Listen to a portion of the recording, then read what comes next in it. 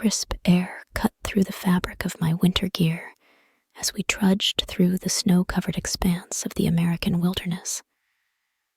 The year was 1959, and our small group of seasoned hikers had embarked on an expedition to conquer the unforgiving terrains of the remote Appalachian Mountains.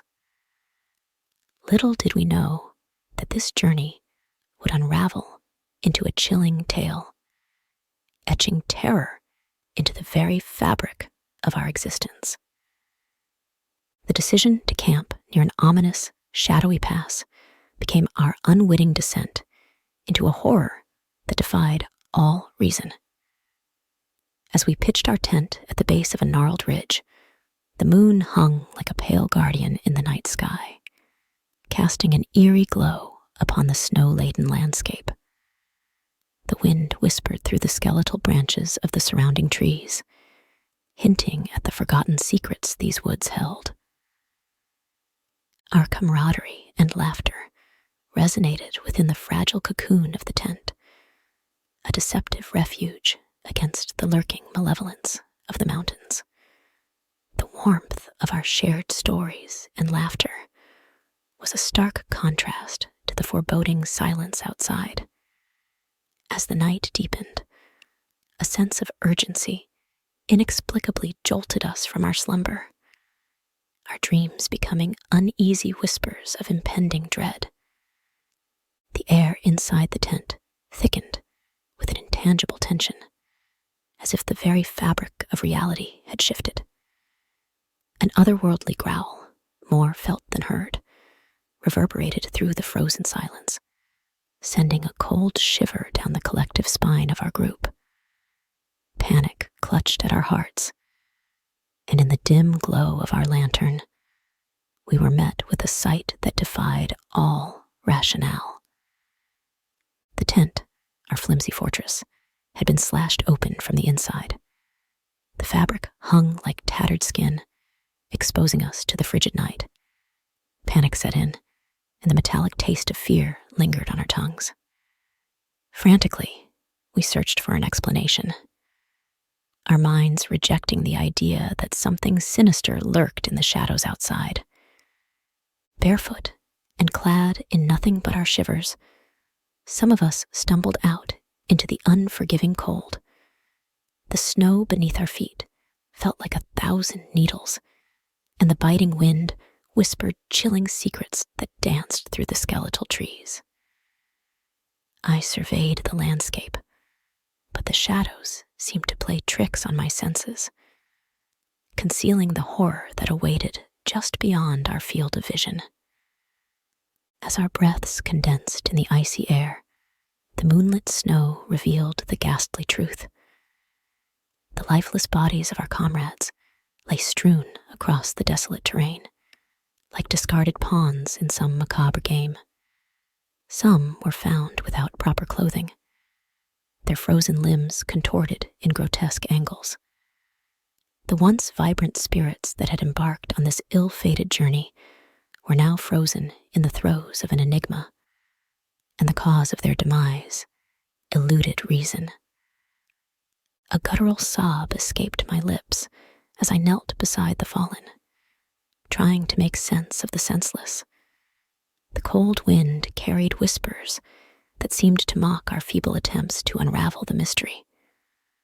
The shadows lengthened, casting elongated figures that danced in the periphery of my vision, as if the very darkness itself was alive and watching.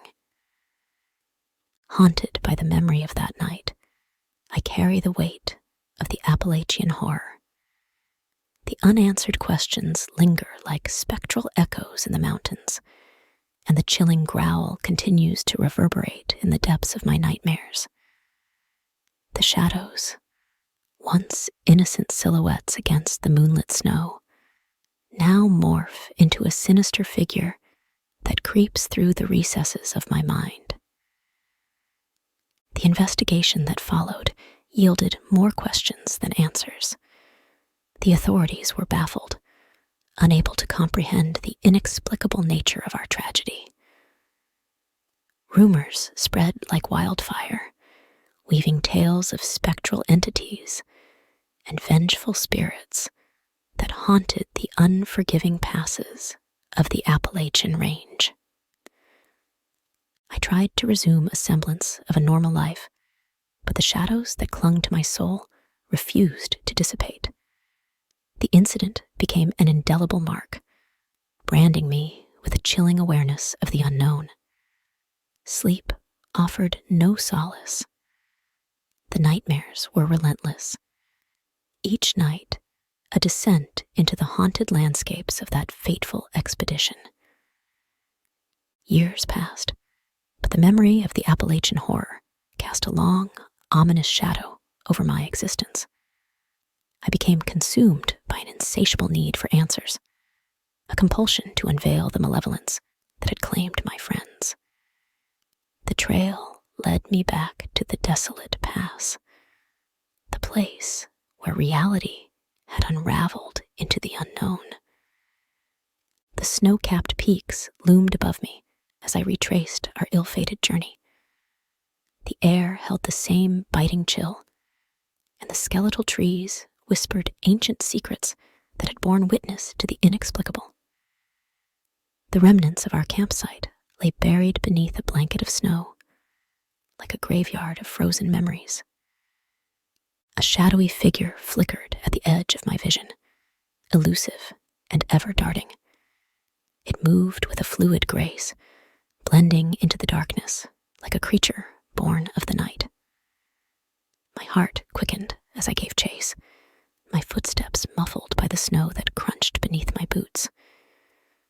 The figure led me deeper into the heart of the pass, where the wind carried whispers that seemed to echo the very words of the shadows. The terrain shifted beneath my feet, becoming an ethereal landscape that defied the laws of nature. Reality warped, and the boundaries between the tangible and the spectral blurred. A soft glow emanated from the gnarled trees, casting an otherworldly light that painted the snow in surreal hues. The figure stood before me, its form shrouded in darkness. As I approached, the shadows seemed to coalesce, revealing a faceless silhouette that mirrored my own. A guttural growl echoed through the pass, resonating with the same unearthly sound that had heralded our descent into horror. The figure beckoned, its movements a macabre dance that mimicked the grotesque contortions of the fallen. It was a specter of the past, a manifestation of the unresolved nightmares that had haunted me for so long. In that surreal moment, the boundary between the living and the dead blurred. The figure extended an insubstantial hand, and I hesitated, caught between the familiarity of my past and the unknown that lay ahead. The shadows whispered, weaving a tapestry of forgotten truths and unspoken horrors. With a shiver that transcended the physical, I took the spectral hand. The figure led me into the heart of the pass, where the shadows coiled around us like sentient tendrils. The world around me melted away, and I found myself in a realm that existed beyond the veil of perception. The memories of that fateful night unfolded like a spectral tableau.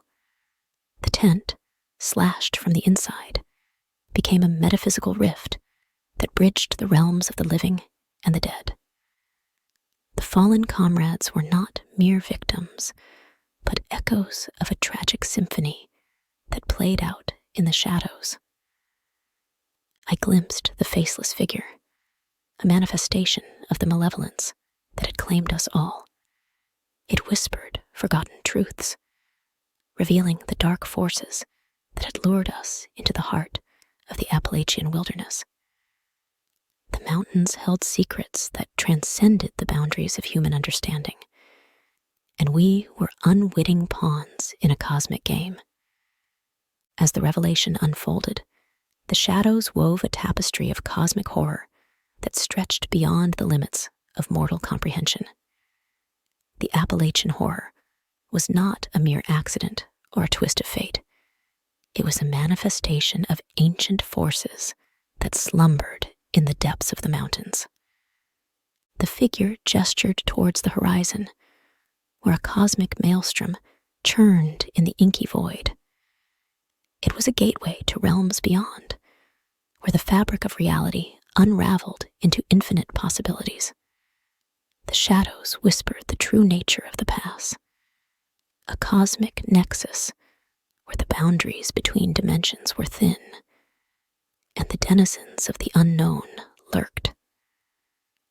I stood on the precipice of the cosmic abyss, my mortal senses unable to fully grasp the cosmic horror that unfolded before me. The figure melted into the shadows, becoming one with the cosmic dance that pulsed through the Appalachian Pass. I was left alone, a mere mortal teetering on the edge of the unknown. The shadows beckoned me, inviting me to embrace the cosmic horror that lay beyond the veil.